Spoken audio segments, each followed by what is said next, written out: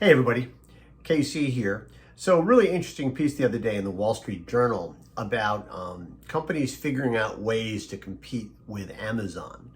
And one of the things the journal pointed to was this organization called shopin.nyc,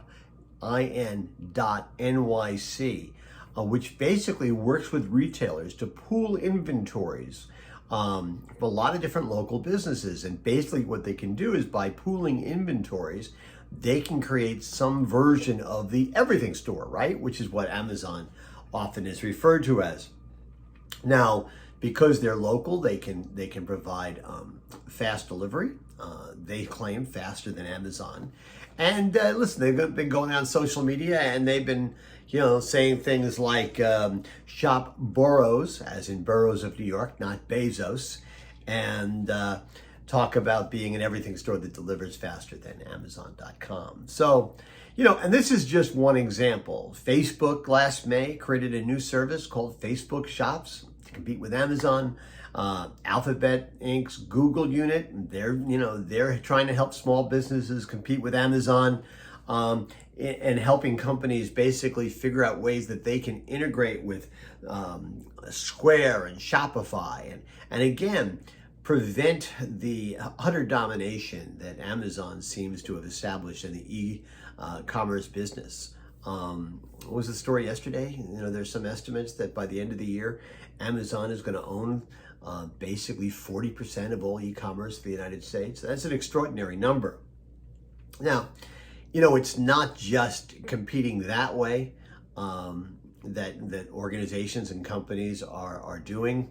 The other thing they're doing is they're going to Congress and they're going to regulators and saying, hey, listen, we've got antitrust issues. We've got anti-competitive issues here that need to be addressed. And clearly, both sides of the political aisle are looking at that. And this is despite the fact that Amazon keeps trying to, talk about this as much as they can, that they've got 1.9 million small and medium-sized businesses selling on their site, and that contributing something like 6 out of every $10 in terms of retail sales on the Amazon site. So it's a hard argument to make when Amazon is actually empowering a lot of the small retailers that might ordinarily not have the kinds of audience, the kind of distribution that Amazon allows them to have. But I do think that the argument is a very good one, that there's some, if not safety in numbers, there is strength in numbers. That whether they're, coalitions or alliances or partnerships, whatever you want to call them, if different kinds of retailers figure out ways to come together in a way that can prove that the equation can be 1 + 1 = 3 or more than 3, it just makes an awful lot of sense.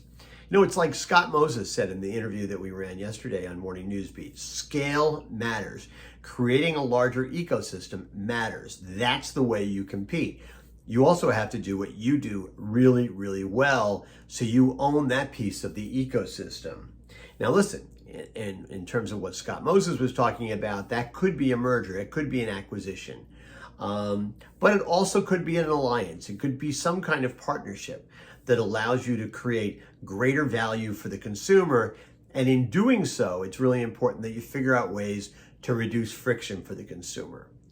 So if companies can come up with ways to make 1 and 1 + 3, and in doing so, create greater value for the consumer and develop a less friction embedded experience, that may be one way to win. And it's increasingly a game that's going to be hard to win. Anyway, that's what's on my mind this morning. And as always, I want to hear what's on your mind.